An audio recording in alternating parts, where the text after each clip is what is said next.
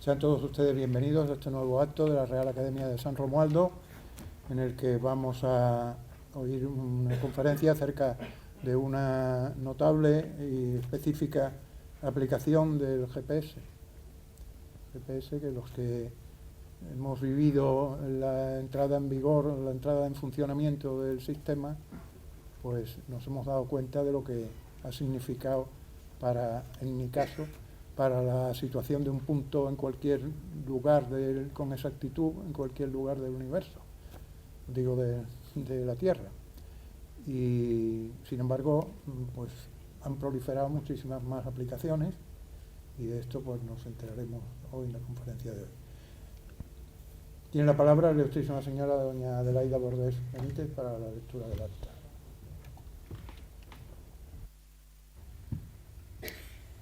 En la sesión de Junta de Gobierno celebrada por esta Academia el pasado 30 de mayo de 2018, recogida en el acta número 339, se acordó incluir en el programa de actos del curso 2019-2020 la conferencia titulada «Cómo podemos vigilar los terremotos y volcanes con GPS», a cargo del ilustrísimo señor profesor don Manuel Berrocoso Domínguez, doctor en Ciencias Matemáticas por la Universidad de Cádiz. Sin embargo, las circunstancias sobrevenidas obligaron a su posposición hasta hoy, martes 13 de diciembre. El doctor Berrocoso Domínguez será presentado por el ilustrísimo señor don Francisco Javier Galindo Mendoza, académico de esta. Muchas gracias, señora secretaria general. Tiene la palabra don Francisco Javier Galindo Mendoza para la presentación del conferenciante.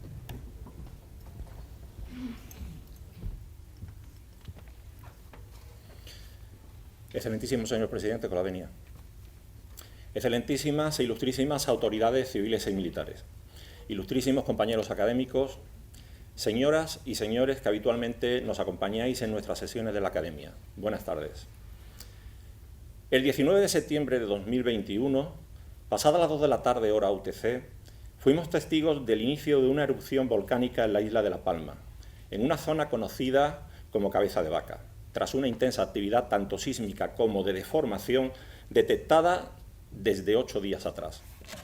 Una actividad sísmica anómala se venía registrando, no obstante, desde el año 2017, incrementándose progresivamente hasta aquel 11 de septiembre de 2021, en el que una mayor ocurrencia de sismos, más potentes y cada vez más superficiales, que llegaron a ser sentidos por primera vez por la población, alertan de la proximidad de una posible erupción. En esos 8 días se activó el Plan Especial de Protección Civil y Atención de Emergencias por Riesgo Volcánico de la Comunidad Autónoma de Canarias, del que derivaron un conjunto de actividades ejecutadas de manera coordinada que permitieron adelantar la respuesta a la erupción y evitar en su totalidad los daños personales. La reacción temprana de las autoridades competentes en esta situación de riesgo para la población contó con la inestimable contribución de la comunidad científica dedicada a las tareas de vigilancia y control de este tipo de eventos, cuyos estudios se basaron tradicionalmente en instrumentos capaces de medir las vibraciones del terreno y que hoy día conocemos en el sentido más amplio de la palabra como sismómetros. Pero estos estudios se han visto enriquecidos en las últimas décadas con las contribuciones procedentes de otra rama de la ciencia, la geodesia, encargada del estudio de la forma y dimensiones de la Tierra, pues la detección de deformaciones y su cuantificación puede dar una información muy útil en relación con la actividad sísmica y o volcánica. Dentro de estas técnicas geodésicas destaca por la alta precisión en las deformaciones detectadas las basadas en sistemas globales de navegación por satélite, entre los que se encuentra el GPS, que utilizan receptores y antenas de tipo geodésico, logrando con ello precisiones por debajo del centímetro. Del uso de los sistemas globales de navegación por satélite y en concreto del GPS en la vigilancia de terremotos y volcanes nos hablará el conferenciante de hoy, el doctor don Manuel Berrocoso Domínguez. Don Manuel Berrocoso es licenciado en Matemáticas, especializado en Astronomía, Geodesia y Mecánica Celeste por la Universidad Complutense de Madrid y doctor en Ciencias Matemáticas por la Universidad de Cádiz. Desempeña su primera etapa profesional en el Servicio de Satélites del Observatorio de San Fernando, como oficial del Cuerpo de Ingenieros de la Armada, cuando la geodesia espacial era tan solo una ciencia relativamente incipiente, aunque muy prometedora. En el transcurso de aquellos años, entre 1986 y 1995, fueron muchas las experiencias comunes y anécdotas que nos llevaron a forjar una relación de respeto mutuo y amistad que aún perdura. Manolo. Su vínculo con la Universidad de Cádiz comienza 2 años antes de dejar la Armada y el Observatorio, dedicándose a la enseñanza como profesor asociado a tiempo parcial. Con el transcurso del tiempo pasa a ejercer como profesor asociado a tiempo completo, siendo posteriormente nombrado profesor titular, primero del área de matemática aplicada y posteriormente del área de astronomía y astrofísica. Desde el año 2017 es catedrático de universidad de la Universidad de Cádiz en el área de astronomía y geodesia. Desde sus inicios en el observatorio hasta la actualidad, ha mantenido una intensa actividad docente impartiendo asignaturas propias de su perfil profesional tanto a oficiales alumnos en la Escuela de Estudios Superiores de la Armada como a alumnos de licenciatura y grado de máster y de programas de doctorado en la Universidad de Cádiz.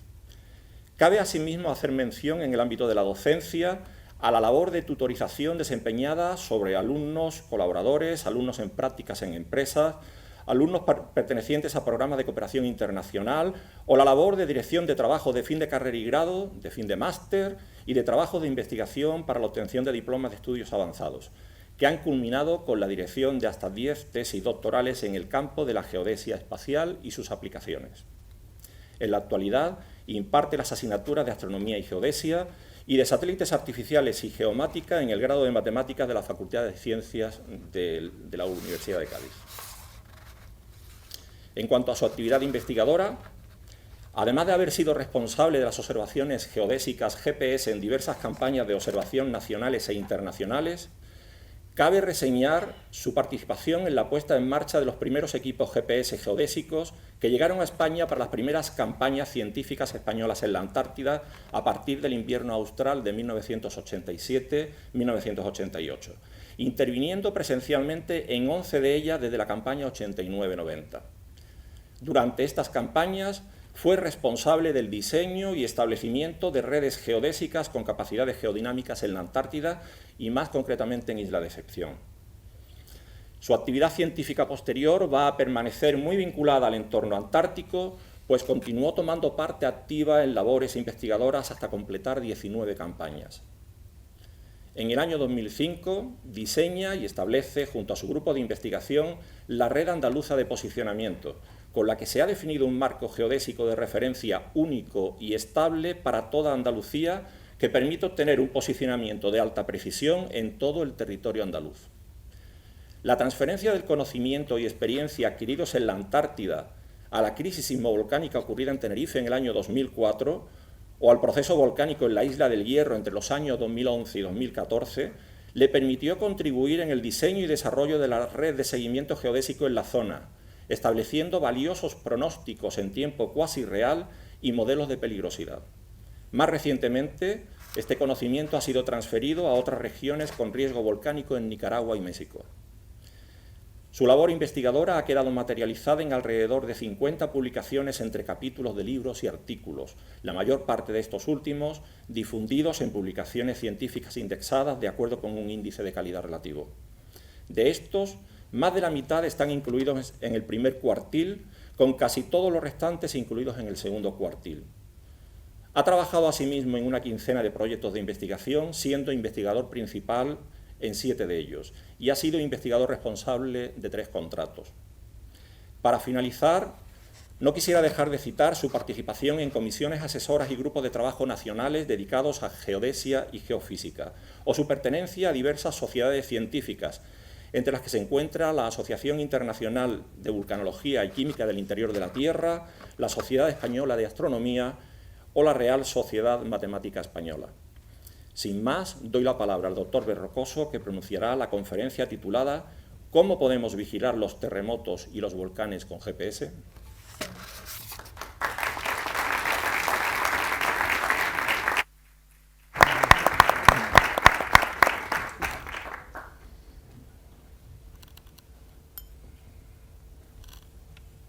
Permiso. Buenas noches a todos. No sé, yo tengo muchos hándicaps hoy, ¿no? El Messi, el otro, en fin. A ver, muchas gracias, yo creo que sí, que después de las palabras se nota que te seguimos siendo amigos todavía. En fin. no sé, yo creo que debería... Bueno, esto que voy a hacer ahora es una innovación en charlas, ¿no? Porque como hace tanto tiempo que pusimos el título, cuando Fernando me dijo un título, digo, ponemos eso, a ver qué pasa, ¿no?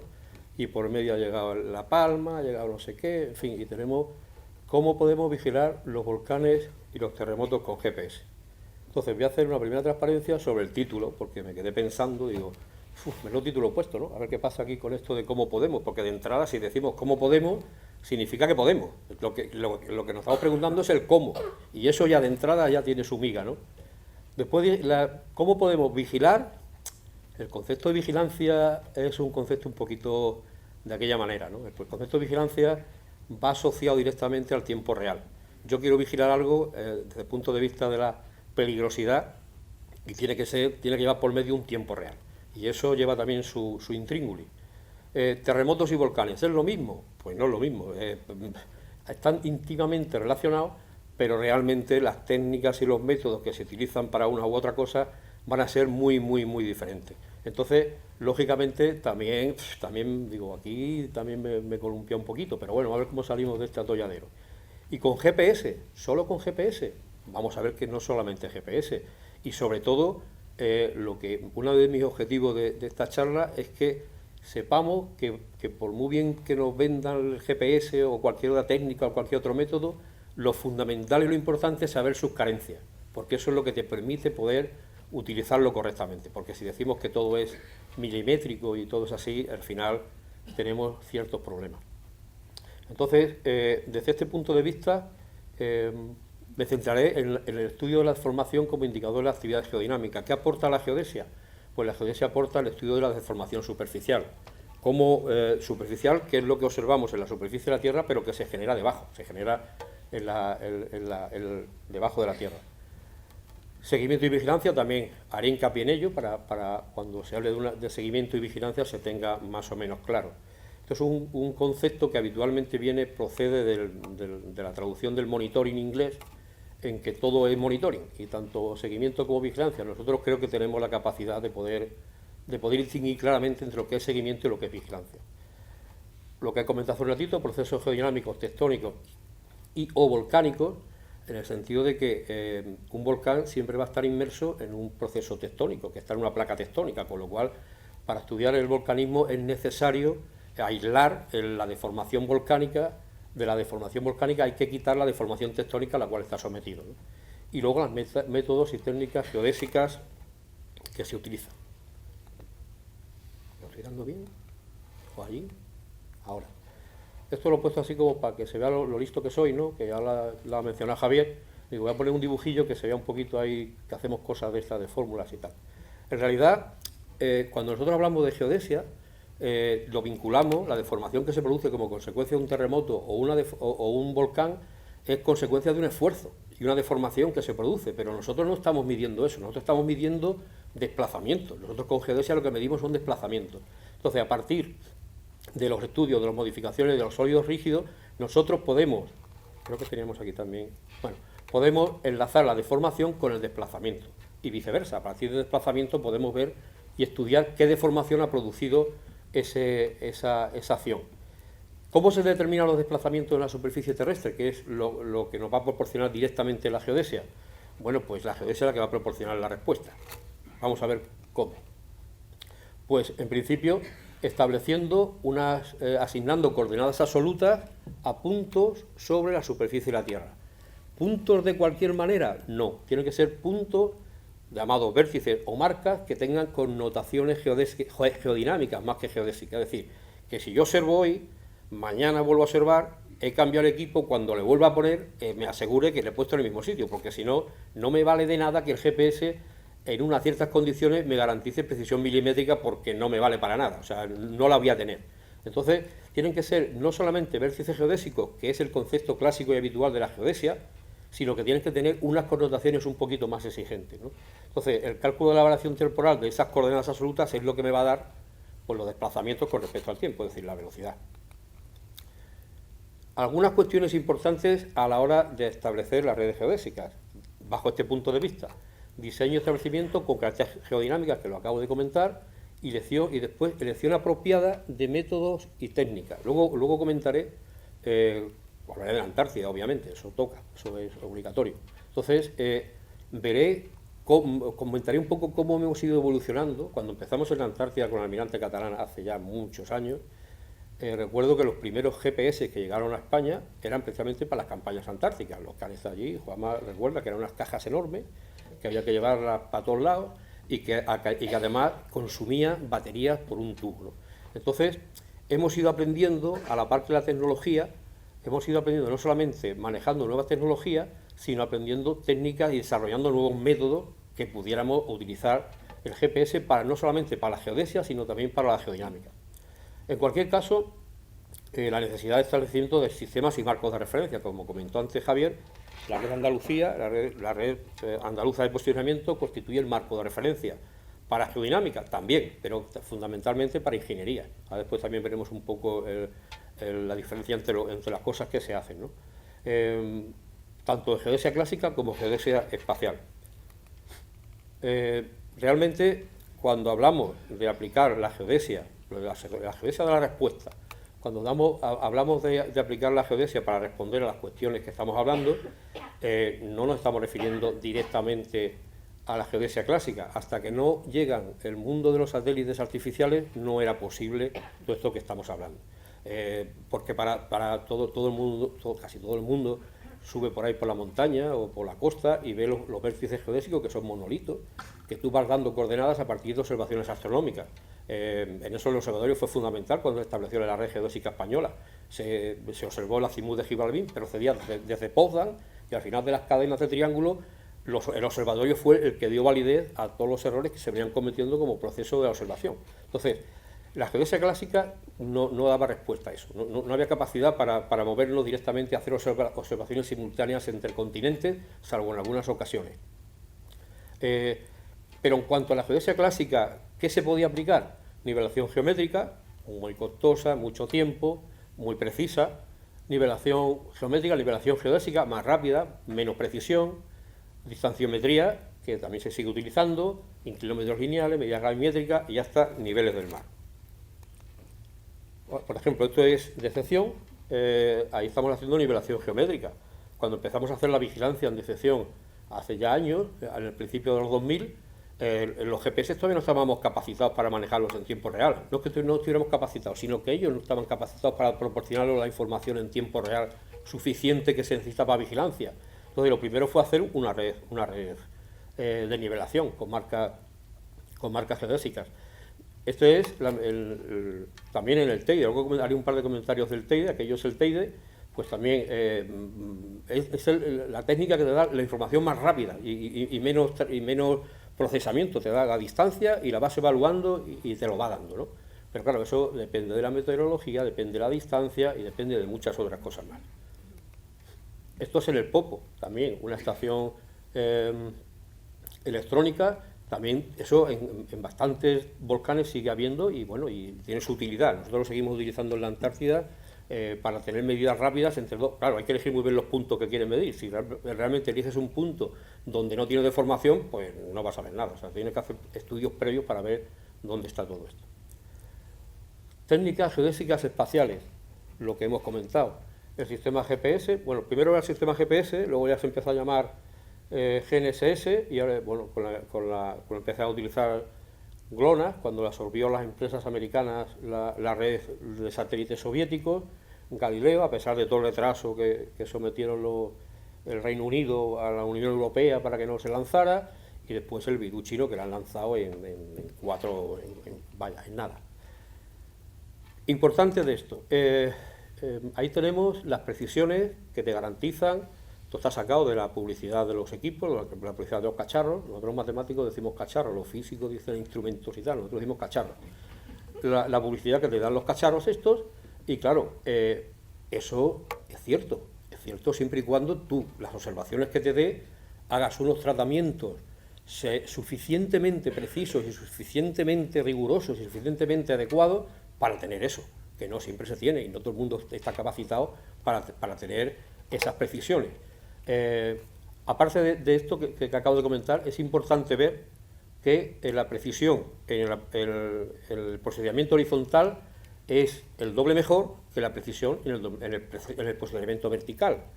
Y cuando estamos vigilando un volcán, nosotros estamos viendo la vertical. Entonces, eso también es un hándicap a la hora de... Hay que saber qué pasa eso, ¿no? Y que cuando estás observando, pues te puede dar un cierto error o incluso no detectar. Y luego, actualmente, otra técnica de sensores remotos, los satélites INSAR, que, bueno, después Alex tiene algún comentario quizás, el INTA, del Gobierno de España, tiene un satélite, el satélite Paz, que casi no utilizaba nadie. Con La Palma empezaron a ofrecer, a mí me llamaron, oye, ¿queréis los datos y tal? Pues sí, claro, danos los datos. Y ya se ha empezado se empezaron a sacar bastantes resultados. Realmente se está utilizando hasta hace bien poco los satélites Sentinel del proyecto Copernicus, el 1 y el 2, y ahora han lanzado el 3. O sea que esto poco a poco irá complementando todos los resultados que nos está dando el GPS, porque tiene más cobertura. El GPS, lo comentaré después, es una cuestión puntual, de donde está la antena te da la deformación, y esto cubre amplias zonas, pero tiene menos precisión y está sometido a otras muchas cosas. ¿Qué decir del sistema GPS? Pues distintas precisiones, como acabo de comentar, horizontal e en altura, no tiempo real en sentido estricto, no voy a tener, en sentido estricto, no tendremos esas precisiones en tiempo real, pero sí, en sentido no estricto, 30 minutos, 1 hora, sí que podemos tener una serie temporal que bajo tratamientos matemáticos adecuados nos va a dar información. Amplia capacitación geodésica e informática para manejar los software y desarrollar software que realmente podamos llegar a esas precisiones. Necesidad de datos auxiliares para precisión milimétrica. Hay que acudir, no me vale la información de los satélites que me manda en tiempo real el satélite, eso para esto no me vale. Pero hay que esperar tiempo, entonces luego comentaré cómo lo desarrollamos en la Antártida, en la tesis de Luis Miguel Pezzi, cómo se desarrolló todo el sistema y cómo se sigue desarrollando y cómo se ha utilizado en muchos otros sitios y se sigue utilizando. Y después diversidad de técnicas y métodos según lo que queramos hacer. Es muy importante tener claro qué es lo que quieres hacer para después poderlo hacer, porque hay tal cantidad de posicionamiento, de técnicas, de equipos, de no sé qué, que a veces uno se pierde en eso. ¿Qué limitaciones tiene el GPS? Y esto es lo importante también, conocerlas. Las efemérides de los satélites. Los satélites no te están mandando las efemérides en tiempo real, te las están mandando a posteriori. Hay tres tipos de efemérides, es decir, la efeméride de la posición del satélite, que es necesario para la resolución del problema, del posicionamiento. Pues están las ultra rápidas cada 3-4 horas, las rápidas cada 6-7 horas, o 9, perdón, cada 12 horas, y las precisas al cabo de 14 días. Entonces, estas son las que me garantizan la precisión milimétrica, con lo cual, si estoy haciendo vigilancia, no podré utilizar la máxima precisión, teóricamente. Eso lo podré hacer cuando haga seguimiento. Entonces, esto es muy importante conocerlo. Los errores de los osciladores de los satélites y los receptores, Javier es uno de los mayores expertos que hay nacionales, y eso afecta a la señal que nos estamos recibiendo. Efectos ionosféricos y troposféricos, sobre todo cuando hay erupciones, está afectando a la ionosfera. Los terremotos grandes afectan a la ionosfera, la energía que desprenden, y los terremotos y los volcanes, las erupciones volcánicas van a afectar a la troposfera.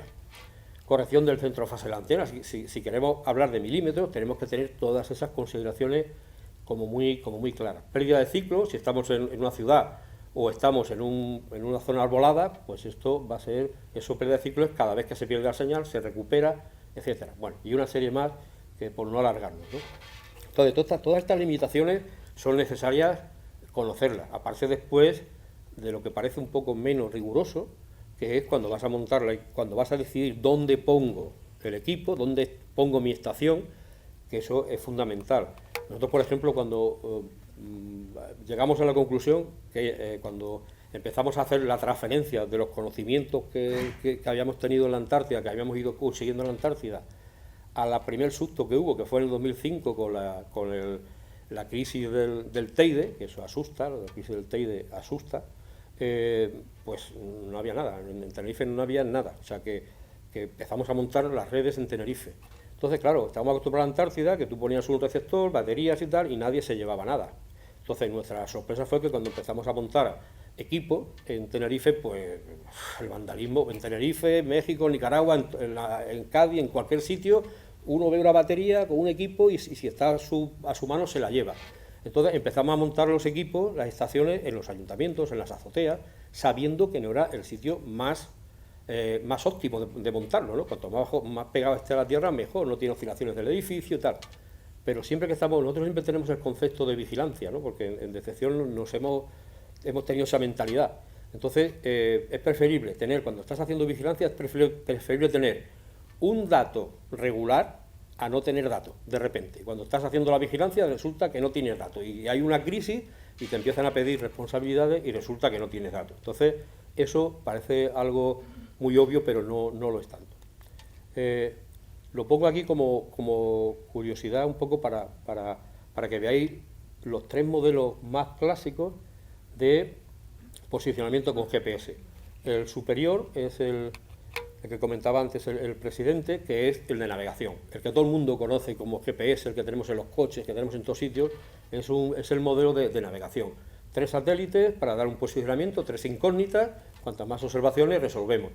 Un cuarto satélite para resolver el problema del tiempo, algo que se olvida siempre el GPS, es que supuso, aparte del avance enorme en el posicionamiento de X y Z, digamos, el posicionamiento geodésico, supuso tener una escala de tiempo para todo el mundo. Yo me acuerdo, en una campaña que hicimos Javier y yo, que teníamos que sincronizar con la radio, el observatorio, yo creo que sigue emitiendo el pitidito de la radio, ¿no? O ya no, pero en aquella época se emitía un pitidito, había una radio y Javier y yo peleándonos con la radio hasta que cogíamos el pitidito para sincronizar el sismógrafo. Entonces, pues esto con el GPS ya no se hace así, ya se pone una antena GPS, una antenita pequeña y ya todos los equipos están sincronizados. Y eso es algo que parece como que se olvida, ¿no? Luego, esta es realmente la aplicación científica. El posicionamiento relativo es el que me va a dar la precisión milimétrica, que es la imagen inferior. Y la otra, o sea, yo con esta imagen de aquí, lo tendré, no sé si enchufa esto o no. No, yo creo que no enchufa. ¿Dónde lo tengo? ¿Arriba? Bueno, da igual, en esta de aquí, ¿no? Entonces, con el modelo superior podemos estar hablando de 15, 20 y ya en el mejor de los casos muchos metros. Nada más tenéis que ver la flechita que va en el coche. Cuando ponéis el GPS va por encima de la carretera, o sea que eso lo hacen para curarse en salud, ¿no? Entonces, bueno, pues eso es un poco las precisiones con las que nos estamos moviendo.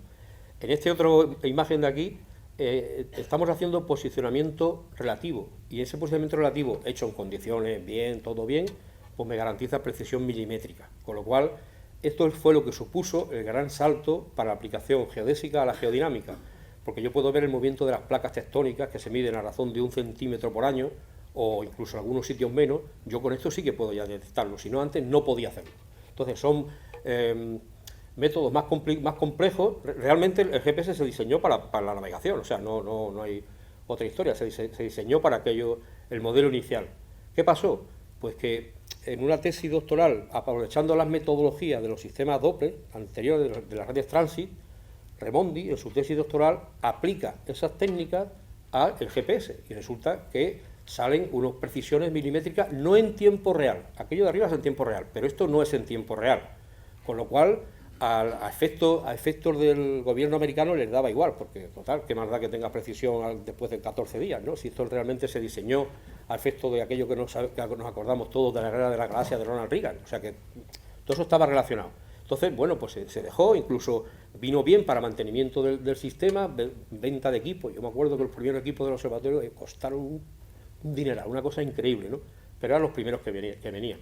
Y aquello de allá es ya la parte tecnológica ingenieril. Es decir, yo a partir de una estación que tengo unas coordenadas muy, muy precisas, en tiempo real voy a tener el error que tengo arriba. Pero si hago la diferencia con la que yo observo, calculo el error. Y eso se lo transmito. Y alguien que esté próximo y que esté observando los mismos satélites va a cometer el mismo error, con lo cual corrijo. Y tendré la misma precisión, un poquito peor, que la estación de referencia. Y eso es como funciona la red de Andalucía. Son 22 estaciones que tienen esas coordenadas precisas, que el que se conecta, ese es el GPS diferencial o el RTK que se llama. Entonces, nosotros, le digo, trabajamos de esta otra manera. Pero en cualquier caso, sí que es verdad que a partir del GPS es cuando podemos tener estos modelos. Los modelos de deformación horizontal de las velocidades, de cómo se están moviendo las placas, incluso ahí veis todo el cinturón de fuego del Pacífico, tenéis la escala que son 2 centímetros, para que os hagáis una idea de las flechitas, esta por ejemplo en Chile, que fue el terremoto de Concepción, o sea que son del orden de 3, de casi 30, casi 1 metro o cosas así, ¿no? Y luego en la vertical, que aunque tiene menos precisión, este modelo lo que nos dice es el rebote posglaciar, en el Ártico, me está dando el rebote todavía, el rebote posglaciar. Y para ir acabando todo esto y meternos un poquito en ejemplos y todo esto yo creo que es una de lo más importante que hay en la presentación, es tener muy claro qué es el seguimiento y la vigilancia. Esto del monitoring procede, como he dicho antes, de utilización de la sismología. La sismología es lo que te daba algo más rápido y todo esto. ¿Qué ocurre? Que todo era monitoring con la sismología. Pero claro, cuando empiezan los sismógrafos de banda ancha ya se dan cuenta que ya no es tan directo el resultado, que tienen que estudiar y aplicar métodos y software más complejos. Ahí han ido al revés. Entonces, aquí hemos ido de esta manera. Nosotros empezamos haciendo seguimiento por las necesidades que ya hemos dicho para poder dar posiciones precisas, y hemos ido poco a poco inventando historias para llegar hasta la vigilancia, ¿no? Entonces, ¿en qué diferenciamos una cosa y otra? Pues en la rapidez y precisión en la respuesta geodésica. Yo necesito mucha rapidez y hago vigilancia, porque es lo que tengo que hacer, tengo que dar un resultado rápido, aunque tenga menos precisión. Y necesito un modelo muy preciso, pues tendré que hacer seguimiento, tendré que utilizar todos los ficheros auxiliares, todo lo que tenga máxima precisión para sacar mi resultado más preciso. Este es el concepto que manejamos y que es el que creemos que estamos en la buena línea, y así se está llevando ahora. Y los modelos geodésicos y geofísicos, eso que pongo ahí, son modelos que son susceptibles de no tener ninguna prisa, entre comillas, para sacarlo. Un mapa, una cartografía, un modelo aire libre, un modelo Bugger, un modelo batimétrico, una cartografía náutica, no hay prisa. Habrá que hacerla, pero habrá que hacerla bien, y no te piden luego te piden rapidez, el Instituto Geográfico donde sea, no hay precisión, pero no es lo que estamos hablando. Y en base a esto es en lo cual tendremos que adecuar las técnicas y métodos geodésicos según lo que me estén pidiendo como respuesta. Es decir, tú no podrás hacer una cuestión de ingeniería para cuando estén pidiendo máxima precisión. Dice, mira, no tengo prisa, quiero máxima precisión. Bueno, pues vamos a esperar los 14 días que me lleguen las efemérides precisas y ya sacamos los resultados. Y luego un último apartadito, que es el pronóstico de la actividad volcánica. En cualquier caso, nosotros nos vamos a manejar tanto en la actividad tectónica como en la actividad volcánica en los modelos litosféricos, los modelos que conocemos de siempre, ¿no? Tenemos, sobre todo, las principales... siempre que hablamos de volcanismo tenemos que tener, no se nos puede olvidar que va a estar inmerso en una placa que va a tener una serie de condiciones. Un proceso de subducción, un arco volcánico, un rift continental, una zona como la dorsal del Atlántico, siempre va a haber este tipo de cuestiones. Sobre todo las zonas de subducción, que es donde más directamente están vinculados la interrelación tectónica y volcanismo. Bueno, tengo una fotito que he puesto ahí para relajarnos un poquito, de la Antártida. Bueno, vamos a ver algunos ejemplos de... Vamos viendo el tiempo, ¿no? ¿Sí, Javier? No, bueno, puedo correr un poquito más. Bien. Entonces, siempre empiezo contando esto, que es donde nos hemos formado. Realmente, en cuanto a GPS, nos hemos formado prácticamente todos, los de este país, y los que han ido sucediendo a los antiguos, en la Antártida. Fue algo que todavía quizás no nos hayamos dado cuenta de lo que supuso aquello para la ciencia de la Tierra, sobre todo, en mi caso, para la geodesia, en el desarrollo posterior de todo esto, ¿no? Entonces, voy a hablar un poquito de las técnicas y métodos que hemos ido aplicando en el volcán de Excepción. Primero, también es verdad que inicialmente, esto es el entorno geodinámico, es un... No sé dónde decís que aparece esto. No sé. Ah, mira, aquí. Bueno, esto, aquí está... Uy, qué mal se lleva esto. Aquí está...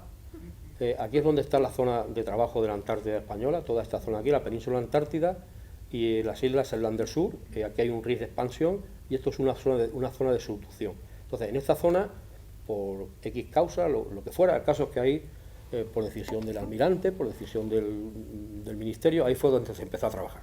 Y ahí fue donde llegamos y había un volcán, y ahí fue donde empezamos con el volcán. Había un volcán, pues había que estudiarlo. Entonces, esto es la zona, una zona de subducción, la placa de Fénix, esto es un arco volcánico y esto es un ris de expansión. Y como consecuencia de este ascenso térmico se genera una cadena de volcanes, un par de ellos emergidos, que son la decepción, Bridgeman y Penguin, y luego una cadena de volcanes sumergidos.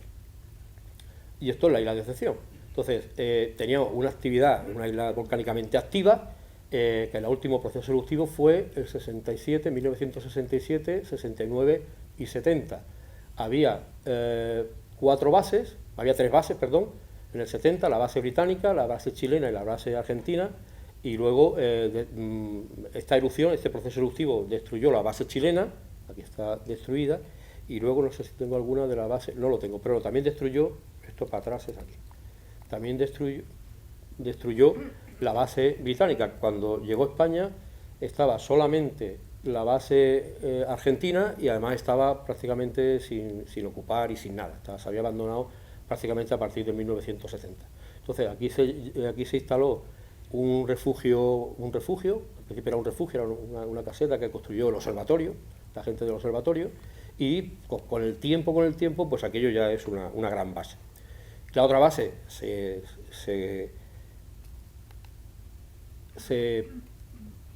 instaló aquí, la base de Juan Carlos I, en la isla Livingstone, que está a unos 30 millas más o menos de decepción. Esta es la distancia que hay.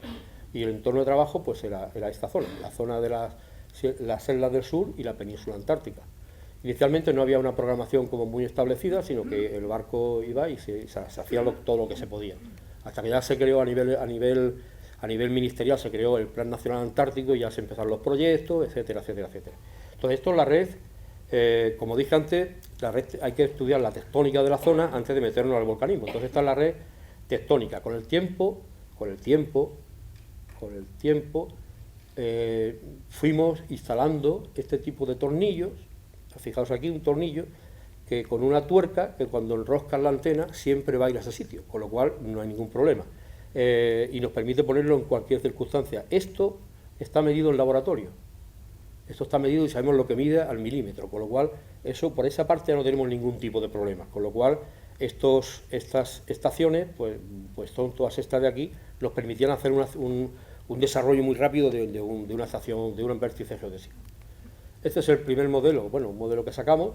Otra vez se me va esto va a ser mi pesadilla. Bueno, este es el primer modelo que sacamos de la deformación aquí en la península antártica. Bueno, lo tengo perdido. En la península antártica se ve también el rebote postglaciar, que si veis aquí la altura es bastante considerable a medida que vamos descendiendo. Y aquí tenemos un movimiento de giro y aquí tenemos un movimiento de apertura y subsidencia. Y cuando quitamos el movimiento de la placa antártica, lo que nos queda es esto que nos está dando la apertura del ris del Bransfield, que está aquí. Entonces, aquí tenemos la isla de excepción, que es el volcán, y ya nos ponemos a estudiar pues el volcanismo. Bueno, aquí tenemos, de algunos artículos, tenemos los bloques que establecemos. Entonces, desde el punto de vista de la isla de excepción, pues con el tiempo, muchos años, pues desde el 89-90 eran 4 estaciones, hasta que, claro, si queríamos empezamos a querer sacar modelos de cómo era esto, teníamos que cerrar toda la isla, porque si no teníamos mucho sesgo, aquí no teníamos ninguna estación, claro, construir las estaciones aquí era bastante complejo. Entonces, al cabo ya de los años, pues lo que tenemos es esta red de aquí, que está funcionando ahora mismo, y esto sobre la isla Livingstone, las estaciones de la otra base, que me sirven de referencia no volcánica para estudiar el volcanismo de la isla. Siempre tenemos que tener estaciones no volcánicas próximas que nos permitan estudiar el volcanismo. Este es el modelo tectónico geodinámico total de la isla, que es prácticamente muy parecido al de Livingstone, y una vez que quitamos el tectónico, este es el residual que me queda del tectónico. Seguimiento, muy rapidito, de seguimiento. En el seguimiento tenemos, al cabo de los años, disculpen como comentaba antes, tenemos Juan Carlos I, la isla Livingstone, apunto para abajo, arriba, para allá. Bueno, y aquí tenemos las estaciones de la isla de excepción. Esto, ahí, mira ahí, toca verlo y golpeones. Bueno, esas dos primeras imágenes superiores coinciden de las primeras campañas. Hay un proceso de expansión, pero en la figura B es cuando ha sido la mayor crisis que hemos tenido en decepción, con terremotos sentidos. Si os fijáis, estamos hablando de casi 4 centímetros de deformación. Estamos hablando del año 99, estamos hablando de muchos años que ya hacíamos estas cosas allí en decepción, y empezamos después, a partir del año 2000, era importante tener claro que si queríamos saber cómo era el mecanismo de un volcán, que eso es muy importante, tener una serie temporal. Una serie temporal bidimensional o tridimensional, como fuera. Y al cabo, desde el año 2000 hasta, bueno, ya acaba en el 2018, pero continúa. Ahora mismo, ayer embarcaron en el Hesperio de los compañeros que se incorporan a la campaña, o sea que tenemos casi 22 años consecutivos de la serie temporal. Quizás sea la serie temporal más grande de volcanismo que hay en la Antártida y en muchos otros sitios, claro. Entonces, aquí vemos procesos de apertura, de expansión, cuando se expande esto, cuando hay algo que está debajo empujando, modelos de expansión y elevación, que eso ya empieza a ser preocupante, modelos de transición a modelos de expansión otra vez, modelos de compresión. Si no ocurre nada, la presión disminuye, pues nada, desaparece el riesgo, la peligrosidad y todo, ¿no? Eso, un volcán no necesariamente siempre que hay un proceso de expansión o una presión litosférica va a entrar en erupción. Bueno, y aquí tenemos toda la secuencia completa de todo esto. Antes dije al principio que pasábamos de los desplazamientos, de las velocidades, a los modelos tensoriales de esfuerzo y deformación, que me van a indicar el tipo de proceso que está ocurriendo, que es un proceso radial. Un volcán como la isla de excepción lo que tiene es un proceso radial. Y luego la localización de los parámetros de la fuente. Eso es muy importante saber en qué zona de la isla puede ocurrir la erupción. ¿Cómo se hace eso? Con modelo tipo MOGI, una serie de técnicas y herramientas que se pueden sacar esas profundidades y esas localizaciones. Aquí tenéis la localización de... Mira, ya empiezo yo a manejar esto.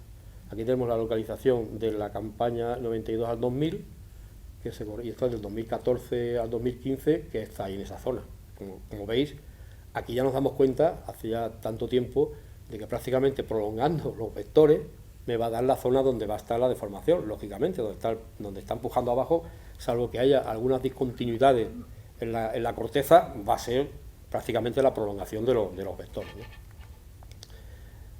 Luego, como ya comenté antes también, dijimos, esto tenemos que ya empezar al tiempo real, porque aquí todavía seguimos en seguimiento.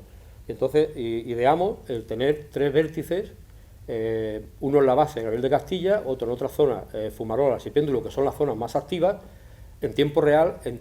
Primero, durante toda la campaña ya teníamos equipos que no consumían tanto, que podíamos tenerlo todo el tiempo, y entonces esto empezó a darnos otras posibilidades. Y aquí tenemos, pues eso, hay muchos cortes, como podéis ver en las series, porque se cortaba la batería y no podía ir, porque había tormentas, esto es así. Pero empezamos a tener unas series temporales que me van a dar mucha más información de lo que está ocurriendo.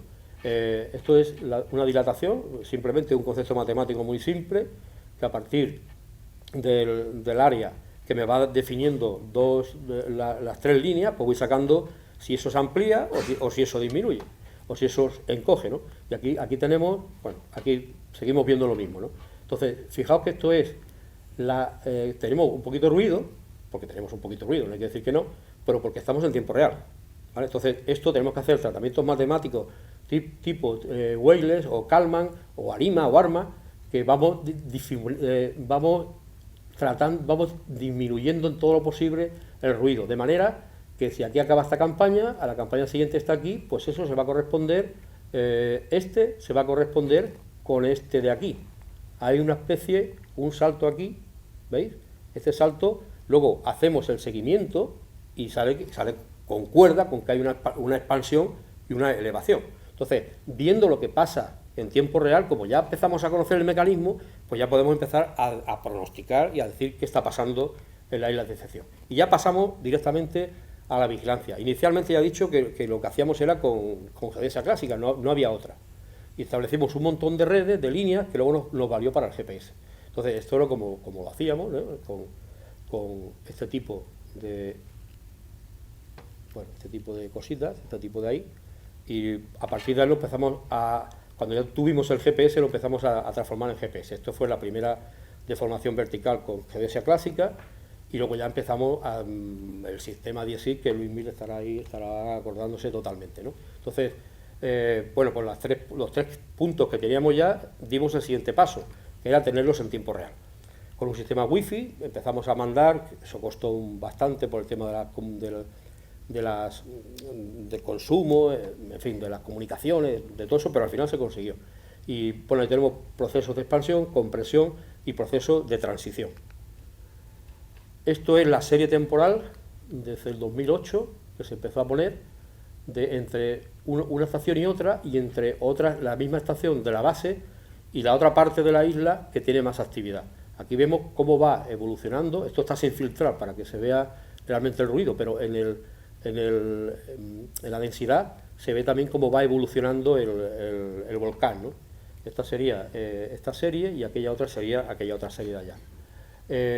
Con técnicas, como he dicho antes, podemos ver también el grado de actividad que hay cada año en cada una de las series temporales y correlacionarlas con los modelos que sacamos por el seguimiento a posteriori, ya para ver si realmente.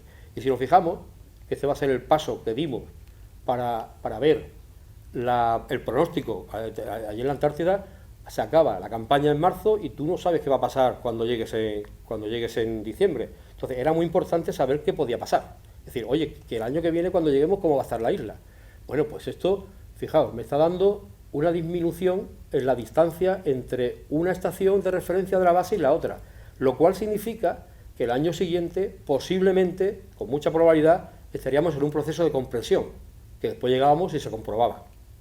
Casi siempre, casi todos los años. Aquí era prácticamente no iba a ocurrir nada, pues nada, transición. Esto fue una de las campañas. Una vez que se filtra, ya se ve con bastante mejor detalle qué es lo que va a ocurrir la campaña siguiente. Si prolongamos esto hasta noviembre, pues ya sabemos lo que va a pasar. Entonces, si prolongamos esto, fijamos lo que llega, pues no hay ningún problema. Hay algunas veces que cambia, pero casi siempre sabemos antes de ir lo que puede estar ocurriendo. Y estos son otras cuestiones que estamos trabajando sobre ya filtros Kalman, un poquito más avanzados, el Machine Learning, todo esto que está ahora, que habrá que ver esto cómo evoluciona, ¿no? Importante, la deformación como parámetro precursor de la actividad volcánica. Hay que tener en cuenta que claro, cuando se produce un sismo es porque se ha roto algo, pero antes de que se rompa tiene que deformarse, es la ley de la elasticidad. Tú empiezas a tirar y ya se está deformando. Cuando se rompe, tú tienes el sismo, pero ya se ha deformado. Entonces aquí empezamos a ver que la deformación es precursora de la actividad volcánica. Fijaos aquí, en esta transición aquí, esto es la actividad sísmica de la Universidad de Granada, 2011-2012, que se corresponde con este de aquí, entre estas dos. Aquí empieza el proceso de transición, que ya veíamos que podía cambiar, y aquí ya, cuando llegamos aquí, ya ha cambiado. Entonces, aquí empezamos ya a establecer los procesos de transición como posibilidades de precursores de una actividad volcánica más elevada. Y esto fue hace 2 años, en el 31 de 1 de 2020, época de pandemia, prepandemia, ¿no? Prepandemia, que no había una gran actividad sísmica, porque no la había, pero a la vista de esta serie, que era algo que íbamos, fijaos, estos son días, en 20 días, 40 días habíamos llegado ya a 4 centímetros, una barbaridad. Entonces, simplemente en base a la deformación sísmica no había demasiada, se cambió el semáforo y se pasó de semáforo verde, se pasó a semáforo amarillo únicamente con la deformación, porque al ver esto había que hacerlo, no había que andar con otras historias, ¿no? Entonces, al año siguiente, pues ya se sabía lo que iba a pasar, se estableció un protocolo que no se había hecho nunca, un protocolo de no entrar en la isla, entrar a una zodia, poner un sismógrafo, ver cuál es la situación, etcétera, etcétera, etcétera. Y esto, bueno, pues esto es la parte de pronóstico que se hace con la deformación. 2005, una crisis volcánica en el Teide, susto tremendo, claro, el Teide, el Tenerife no es tampoco La Palma ni el Hierro, es Tenerife, 1 millón de habitantes. Entonces, hay una crisis volcánica, terremoto sentido en la zona, en la zona de, bueno, en la zona de Icós de los Vinos, y no había nada. Llegamos allí y no había nada. Nos pidieron apoyo del CSIC y del IGN, y llegamos y montamos, igual que habíamos hecho en la Antártida, porque es lo que sabíamos hacer. Montamos una red, que son los puntitos amarillos, los triángulos verdes, que era la red geodésica, que nos iba a dar toda la cuestión tectónica de Tenerife, y luego los puntitos rojos, que era la línea de liberación, igual que habíamos hecho en Decepción, y luego los puntitos azules, que eran los 3 puntitos estos que habíamos hecho también para el tiempo real. Entonces montamos exactamente lo mismo que sabíamos de Decepción, ¿no? de la Antártida. Y eso fue como empezamos a trabajar, y sigue estando. Después ya hay un montón de estaciones más, etcétera, etcétera, del IGN, del Involcan y las consideraciones estas que queramos hacer al respecto. Esto es una isla de un volcán de Nicaragua, el volcán Concepción, y aquí lo mismo, una estación de referencia que es Riva, y luego hay 2 volcanes, un volcán que se llama, está en la isla de Ometepe, que significa precisamente 2 volcanes, y este volcán donde está Omag es un volcán que se llama el volcán Madera, que no tiene actividad, y el otro es el volcán Concepción, que son 1.600 metros sobre el nivel del mar, que tiene mucha actividad. Y entonces, bueno, pues ahí montamos el mismo sistema, sacamos los primeros modelos, que nos dice que por la zona donde pone ESPE será donde están ocurriendo los deslizamientos de ladera, etcétera, etcétera, ¿no? Ahí viven unas 50.000 personas. Vamos aquí un poquito con el proceso eruptivo del Hierro, voy a ir un poquito más rápido, ¿no? Sí. Cuando ocurrió como cuando en Tenerife, ¿no? Pues ocurre el proceso eruptivo del Hierro, 2011-2014, y lo llaman, y vamos, claro. Entonces, nada más llegar, en la isla del Hierro había una estación que es esa que pone Front, que es la equivalente del gobierno canario, igual que la de Andalucía. Ellos tienen una red que tenían una estación en cada isla, ¿no? Y luego ya tienen más en otras islas. Y luego había otras estaciones, que era la IH02, la IH03, que la habían puesto el IGN justo donde estaba la actividad, y la actividad sísmica, cuando realmente, pues bueno, pues eso ya, en una tarde montamos toda la red, aquí una señora que anda por ahí, y su marido y yo montamos toda la red, que es la que está funcionando en el Hierro ahora mismo, ¿no? Entonces, esto es una de las variaciones de distancia. Aquí en este caso la referencia era La Palma, porque en La Palma no había nada. Entonces La Palma siempre tenemos que tener una referencia para poder estudiar el volcanismo en otra isla, ¿no? Entonces, empezamos a hablar de fases. Hay una fase preeruptiva, que es esta de aquí. Esta fase de aquí, no sé ya cómo tirar esto. Debo ser el más torpe que haya contado esto aquí con esto, ¿no? De seguro, ¿no? Entonces, Javier, ya puedes quitarlo eso de cuando hables de mí por ahí, ¿eh?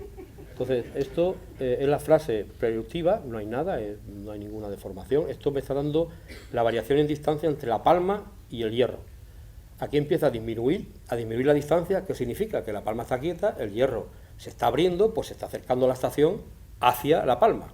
Entonces, aquí empieza la siguiente fase, la fase ya de activación, y ahí tenemos toda la secuencia del momento que la erupción ocurre, pues aquí ocurre la erupción, ¿veis? Esto es la erupción, ese proceso es la erupción. Entonces, la deformación como precursor. ¿Qué significa esto? Que volvemos al caso de Decepción, que fijaos que aquí empiezan los terremotos, que esto viene a ser por agosto, por julio, por ahí, y la deformación ha empezado antes. Lógicamente, empiezan terremotos de magnitud pequeña, pero es que la deformación ya empezaba antes. Entonces, empezamos a ver, pues en todos los procesos estos, donde aquí tenemos una aceleración tremenda. Todo el querido profesor Ramón Ortiz lo cuenta siempre de la misma manera. Este proceso es un proceso de aceleración. Tú coges un palo, empiezas a partirlo, y llega un momento que estás haciendo fuerza y de repente se te parte solo, prácticamente. Cuando se te parte, claro. Cuando no puedes, pues no. Pero cuando se te parte, hay un momento en que tú no controlas cuando se ha partido. Y eso es precisamente lo que está ocurriendo aquí. Es un proceso de aceleración. Entonces, es un proceso de aceleración que al final se produce la erupción. Entonces, bueno, pues aquí es un poco, vuelve a ser la deformación el precursor. Y este es todo el proceso del Hierro. Desde 2011, los distintos magnitud, la verde es la magnitud 3.5, magnitud 4, etcétera, etcétera, etcétera. Desde el punto de vista horizontal, pues al principio la deformación estaba aquí, había muy poquitos datos, nada más tenemos estos poquitos datos. A medida que empezamos aquí tampoco solamente teníamos estos poquitos datos, pero el modelo que aplicábamos de localización de fuentes, de aquí se nos venía para acá, sin tener más datos, se nos venía para acá. Si fijáis, si seguís prolongando los vectores, me lo canta casi, ¿no? Y ya cuando empezamos a tener más datos, ya nos salía aquí, y la erupción fue aquí. O sea que esto lo teníamos bastante, esto está bastante controlado en este sentido. Siempre hay una incertidumbre, pero eso ya era así, ¿no? Sobre todo porque un profesor que ha trabajado mucho con nosotros y que hemos seguido, Servando de la Cruz Reina y Yokoyama, sacan el primer modelo físico de cómo, por dónde puede ser, ¿no? Por dónde puede salir una erupción, ¿no? Que es este modelo físico que tenéis ahí. Y lo empezamos a aplicar, en el hierro, y siempre nos va saliendo. Fijaos por aquí que aplicamos el primero del primer modelo, después el segundo, y prácticamente nos sale la restinga, o sea, es que nos salía más o menos bastante clavado. A partir de la erupción, pues sigue habiendo bastante actividad, y empieza ya a haber otro tipo de migraciones para un sitio y para otro. En realidad, ¿cómo lo hacíamos? Pues esto era como lo hacíamos. Estamos vigilando el hierro, tenemos que tener estaciones de control, otros equipos en otras islas donde sabíamos que no podía haber erupción, no podía estar afectada, que nosotros procesamos con respecto a La Palma, y evidentemente aquí no afectaba nada, ahí todo estaba igual. Y aquí, sin embargo, en las estaciones del hierro sí que veíamos que pasaba esto. En virtud de esto íbamos pronosticando qué podía pasar. Como pueda pasar después en La Palma, se creaba el comité del PEVOLCA, el comité científico, y todos los días tenías que hacer. Pero esto sí que fue realmente que no nos lo esperábamos. Esto era la serie ya que había una cierta tranquilidad. En el 2013 sigue el proceso del hierro, el proceso de la Navidad, y en casa seguíamos procesando, y nos dimos cuenta de esto, que de repente en la componente norte pegó un subidón. Norte significa que nos vamos para La Palma. Pegó un subidón en la componente norte y en la altura, y en la distancia, una disminución brutal. Pues rápidamente el PEVOLCA, y vigilancia extrema, hasta que aquí, el día 27, un terremoto magnitud 5.1, que fue el terremoto más grande que hubo en el proceso eruptivo del hierro, que fue precisamente en esa zona que tenéis ahí. También se volvió a calcular. Otro descansillo ya aquí. Esto lo pongo para que si me queréis echar me echéis ahora, si no sigo, Es que tengo que hacer la competencia a Messi y a Modric con estos chistecillos, porque si no ya salimos mal. Entonces, en cuanto a la tectónica, todo esto ha sido volcánico, la tectónica vamos a ir un poquito más rápido. En cuanto a la tectónica, nos vamos a encontrar los tipos de procesos habituales: límites divergentes, el proceso de subducción que hemos comentado antes, fallas transformantes. En cualquier caso, ya tenemos una información suficiente de cómo se mueven las placas tectónicas, eso ya lo tenemos más o menos controlado. Si me pones el vídeo 1, voy a poner, son secuencias, no son vídeos, son cortitos, para que veáis cómo funcionaría el proceso de la vigilancia en el caso de la tectónica, que es muy diferente al caso del volcanismo. No sé si... ¿sí? Bueno, esto está sacado de una presentación de UNASCO.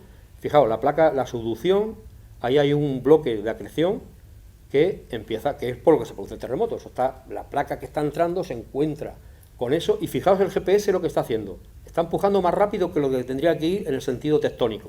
Está empujando, se va desplazando hasta que ocurre el terremoto, y en este caso vuelve otra vez a su sitio. Ha saltado el bloque acrecional y se produce ese fenómeno. Siguiente vídeo, por favor. Eso es lo que... Bueno, eso era la parte de Japón. En la otra parte, en la placa de Juan de Fuca, hay 3 líneas de GPS. Claro, los japoneses y los norteamericanos tienen muchos GPS. Entonces, son 3, a medida que está más cerca a la placa, a la zona de subducción, tiene más deformación. A medida que nos vamos alejando hacia el interior, pues vamos a tener menos deformación. Entonces, esto es una de las estaciones que en 10 años va a tener un desplazamiento de unos 13 centímetros. En 10 años, Eso ya es mucho.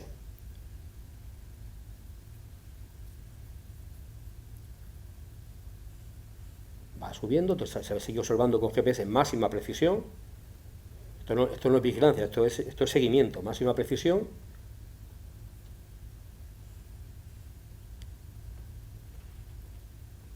Siguiente vídeo, que seguimos por aquí. Bueno, en 1700 hubo un terremoto que asoló toda la zona del Cascadia, ¿no? de la zona del Pacífico norteamericano. Estas tres, aquí se ve muy bien lo que estamos comentando de cómo funcionaría el mecanismo en el caso de un proceso tectónico. La primera línea de GPS, la segunda línea y la tercera línea. Aquí vais viendo los datos reales, de cómo se va moviendo la componente este. Lógicamente, si está aquí, estará la componente este. Tendrá más efecto la componente. Es como un muelle que la placa de subducción está empujando, que se va comprimiendo, hasta que salta el bloque de acreción. Y en ese momento el muelle expulsa otra vez hacia el otro lado la placa que no está subduciendo. Entonces, esa distancia es un poco... ¿Hay alguno más? ¿No me acuerdo? Sí, ¿no? Hay uno más. Son poquitos. Y esto es el fenómeno que se vería, ¿no? Está empujando la subducción, se está comprimiendo, y cuando salta está el terremoto. ¿Qué significa esto? Que si queremos, esto es como también un poquito de... Aquí tenemos que trabajar mucho. Que si queremos utilizar el GPS como sistema de alerta temprana, como vigilancia en caso de tectónica, tendremos que tener en cuenta ese movimiento. Y estoy pensando en el Golfo de Cádiz, que ahora voy a contar dos cosas. Porque, claro, una vez que es el sismo, ya ha pasado toda la deformación. Entonces, ese es el mecanismo que tenemos que intentar buscar, ese poquito tiempo o mucho tiempo que hay ahí, ¿no? Entonces, esto es en la región sur de la península ibérica y norte de África, que todos la conocemos, ¿no? Los terremotos, las estaciones de la red de Andalucía, estaciones del IGN, estaciones de la red de Portugal, la estación de San Fernando, que es de la de San Fernando y la de Rabat son las únicas, con las de Villafranca y Lleves, que son de la red internacional IGS, y Cascais, pero todas las demás son de la red de Andalucía, etcétera, etcétera, ¿no? Y esto es lo que tenemos, que parece que lo conocemos muy bien, pero no está tan bien conocido. Acordaos del terremoto de Lorca, del terremoto de Melilla, de todo esto que últimamente también está por ahí, ¿no? Del enjambre de terremotos de Melilla, sé que tenéis ahí el número 5 de hace unos años, de Motril, todo esto lo tenemos ahí, es que lo tenemos ahí, no hace falta tampoco que yo intervenga mucho. Y este es el modelo, por ejemplo, la tesis de Alejandro, también se sacó este modelo, el modelo de deformación de esta red. Fijaos, por ejemplo, en Lorca, ¿no? En la zona de Lorca, que los vectores tienen otras orientaciones, etcétera, etcétera. Nosotros, ¿en qué nos estamos centrando? Todo eso era seguimiento, eso era sacar modelos vectoriales a partir de utilizar precisión, toda la que queremos. ¿Qué estamos haciendo nosotros? Pues nosotros estamos centrándonos en el Golfo de Cádiz, lógicamente, está ahí, pues no nos queda otra. Entonces, ese es donde ocurrió el terremoto de 1755, que asoló por Lisboa, etcétera, todo lo que tenemos todos en la cabeza, el 1 de noviembre de 1755. Entonces, estas son estaciones GPS. Aquí hay estaciones de la red de Andalucía, del IGN, la estación de San Fernando, del observatorio, como una de las estaciones de referencia, y luego otras que la red de Portugal, y luego que tienen datos públicos, y luego una serie de estaciones que nosotros hemos ido completando precisamente para tener la primera línea de costa y una segunda línea de costa. Las que hemos diseñado nosotros son las rojas, con lo cual tendríamos una primera línea de costa prácticamente hasta Lisboa, hasta Cascais, una segunda línea que sería Puebla de Guzmán, Valverde del Camino, Sevilla, Lebrija, y las que vayamos poniendo por ahí, que lo que estamos haciendo es estudiando eso, precisamente en eso estamos estudiando. ¿Qué ha pasado? ¿Me pasas? Es que no me pasa, ¿no? Ahora. Bueno, estos son los sismos mayores de 4 desde el 2015 al 2022. Bueno, hasta ahora, vaya. Entonces, fijaos que más o menos conocemos la línea de interacción de la placa eurasiática con la placa nubia, la dorsal del Atlántico, que sería esta otra de aquí, y nosotros estamos centrados precisamente en la zona esta de aquí, esta zona de aquí, que es donde se produce y donde queremos vigilar. Lo que haya un terremoto por aquí, pues en principio nos va a dar un poquito igual. Nosotros estamos vigilando la zona que nos puede conllevar. ¿Qué hándicap tenemos para poder hacer lo que hacen los de Juan de Fuca y los japoneses? Bueno, hándicap, esto no se estará grabando, ¿no? ¿Qué hándicap tenemos? Que no tenemos terremotos de 8 y pico para poder sacar unos modelos preciosos, ¿no?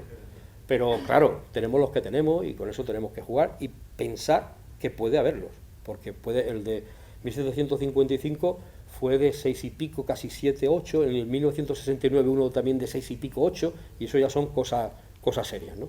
Entonces, ahí.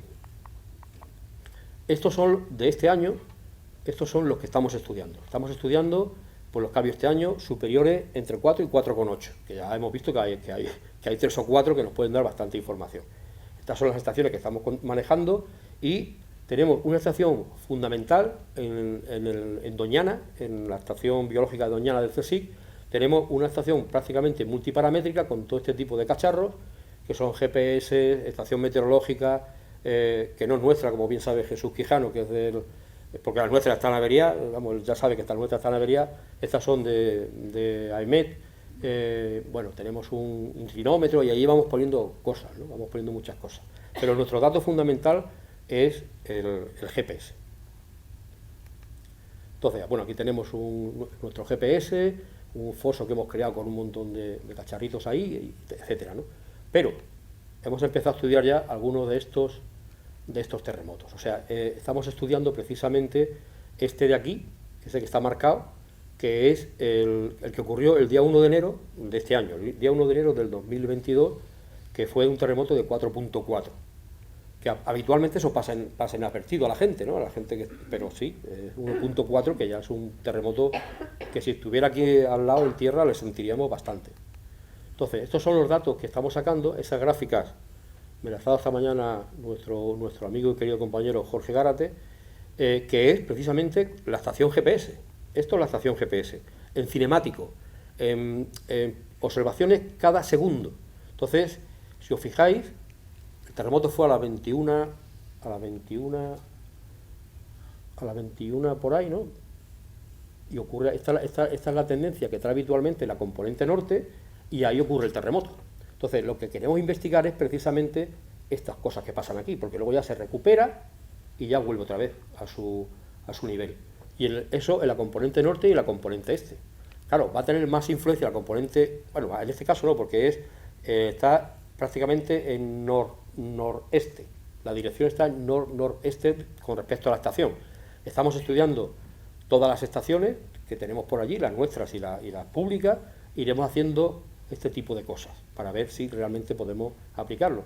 Esto es de la tesis de otro compañero también que estaba en el observatorio, capitán de corbeta Cibeira, será capitán de corbeta ya seguramente, que ya tiene la tesis lista prácticamente para presentar, que hemos estado jugando con los datos de Japón, con los datos de Lorca, con los datos del terremoto de Amatrice, y concretamente el de Japón, para que se vea un poco lo que dijimos antes cuando vimos el vídeo, que al final vuelve otra vez todo en la dirección del terremoto, ¿vale? Entonces, ¿qué es lo novedoso? Porque esto ya está bastante trillado. Lo novedoso que estamos haciendo en esto, y es lo que queremos aplicar también aquí, es, mediante sistemas de información geográfica, ver cómo es la propagación de ese terremoto cuando llega al terreno. Es decir, ¿se va a propagar por todos sitios igual dependiendo de la distancia? Pues no, porque la litosfera no es homogénea y dependerá de las fracturas que nos encontremos hacia dónde llega antes, como veis aquí.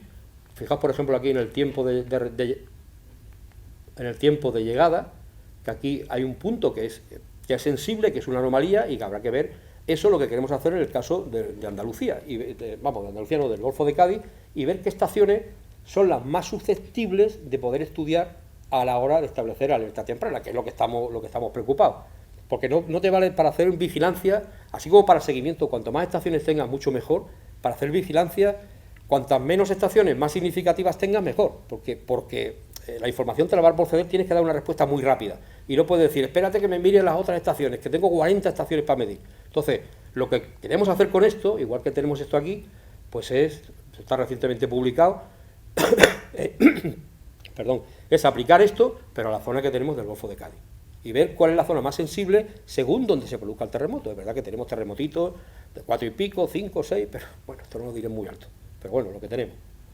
Y hasta aquí, yo creo que hasta aquí ya he cansado un poquito. Muchas gracias.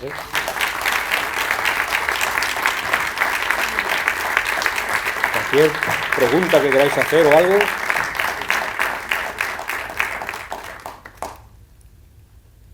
Tenía aquí una trampilla, por si queréis que os la cuente la trampilla, la cuento, Porque sabía, como Fernando me lo preguntó una vez y yo me rateé, y dije, Fernando, tío, yo no voy a contar eso, macho.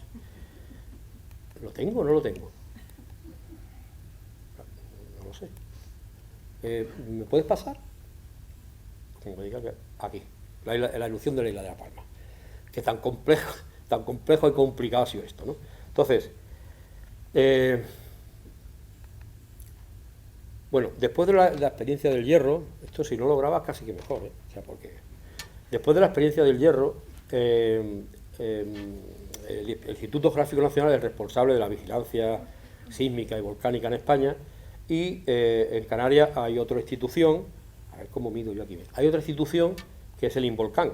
Entonces es una institución pseudo del gobierno canario y ahí está, ¿no? Entonces, después de la crisis del hierro, que pues ya visteis que no había nada prácticamente, llegamos allí con todo lo poquito que sabíamos de decepción y lo montamos. Lo que se han dedicado es a llenar las islas de instrumentos, ¿no?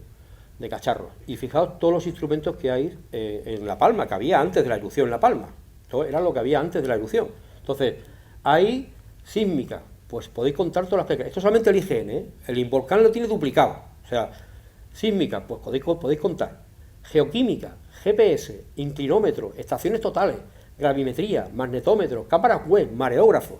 Y el INVOLCAN, repetimos. O sea, por eso cuando empezó cuando empezó la crisis, bueno, pues había datos, pero que ni uno ni otro pasaban a nadie. Entonces, ellos llegaban sus resultados. Y eso lo puedo decir aquí en cualquier lado. Esto es, esto está sacado de la página del IGN. Esto es la evolución de la actividad sísmica. Como veis al principio, pues hay una actividad sísmica profunda, a unos 30 o 40 kilómetros de profundidad, que empieza a ascender. ¿Hasta cuándo? Hasta que empieza a ascender hasta el final. Y empieza a ascender, si os acordáis antes cuando os conté el modelo del profesor Servando de la Cruz y Yokoyama, aquí tenéis los 37 grados del cono ese ascendente. Se vuelve a repetir. Entonces, bueno, y la erupción fue por esta zona de aquí. Entonces, esto, más o menos, este es el histograma, el conteo, ¿no? Lo que cuentan. Del 18 del 9, ya cuando estaba arriba del todo, pues ya estaba ahí, ¿no? Estas son las estaciones de GPS de INVOLCAN y de las del IGN, o sea, que están duplicadas por todos lados, ¿no? Como podéis ver. Entonces, estos eran los vectores que, si acordáis de lo que hemos visto antes, prolongando, pues prácticamente casi que salían. Lo que pasa es que luego hubo una desviación y fue un poquito más hacia arriba la erupción, que fue esto de aquí, pero inicialmente estaba toda la presión ahí metida. De hecho, esta estación GPS del IGN, pues es la que más deformación en altura tenía. Luego, lógicamente, pues por ahí, por esta zona, era la referencia para saber dónde iba a ser la erupción, ¿no? Entonces, bueno, esto diréis, ¿esto dónde lo sacado? Esto lo hemos sacado con trampa, pero lo hemos sacado. Pero eso no sale, ¿no? Luego, el INTA, que tenía su satélite por ahí, que no utilizaba nadie, dice, bueno, pues esta es nuestra oportunidad para poder explotar todo esto que tenemos, ¿no? Y nos pasaron su interferograma y gente del grupo, Gonzalo, Carlos, que controlan esto. Luismi también se ha hecho ya un experto en el INSAR. Pues empezamos a sacar modelos, y los modelos que nos salían pues exactamente donde salía la deformación que teníamos vectorial. Era esto significa, en el rollo INSAR, significa cada secuencia de colorines del azul, aquí se ve un poquito mejor, cada secuencia de colorines del azul al rojo vienen a ser unos 4 centímetros más o menos, o sea que si podemos contar, y aquí es donde está todo el follón, porque la deformación me va a venir dada por el número de estas diferencias de fase. Y aquí se ve prácticamente, esto es otro modelo digital de elevaciones, donde se eleva, donde más se eleva el proceso. Esto no es en tiempo real, entonces se van procesando los datos.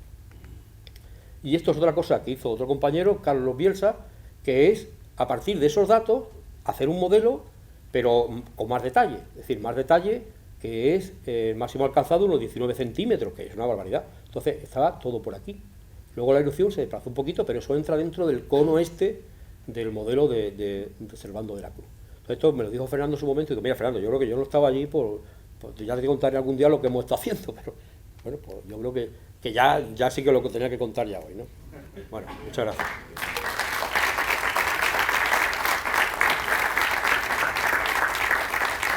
¿Una pregunta? ¿Listo? Bien, muchas gracias. Muchísimas gracias y enhorabuena por su conferencia interesante que nos pone al día en una cuestión que es poco conocida, pero que hoy día es muy interesante saber lo que se está haciendo, lo que se puede hacer y en lo que se puede progresar. Muy bien, muchísimas gracias. Quiero hacer entrega de este recuerdo de la conferencia, que es el cartel. Pues muchas gracias. Muchas gracias. Para mí ha sido un honor poder venir a encontrarme con los amigos del observatorio.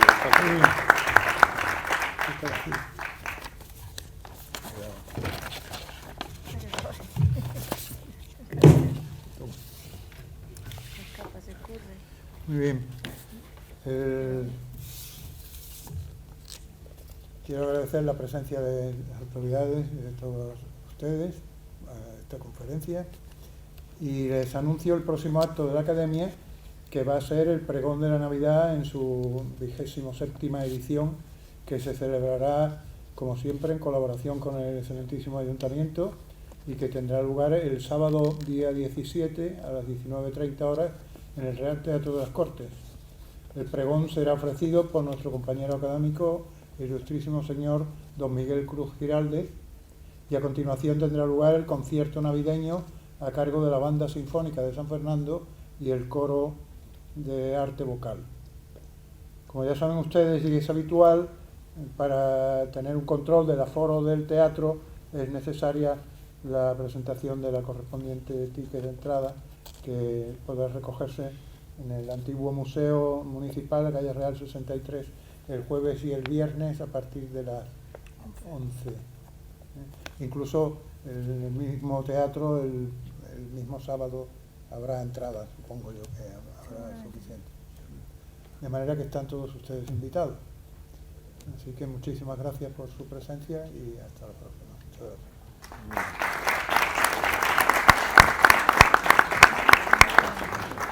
Muy bien, muy interesante.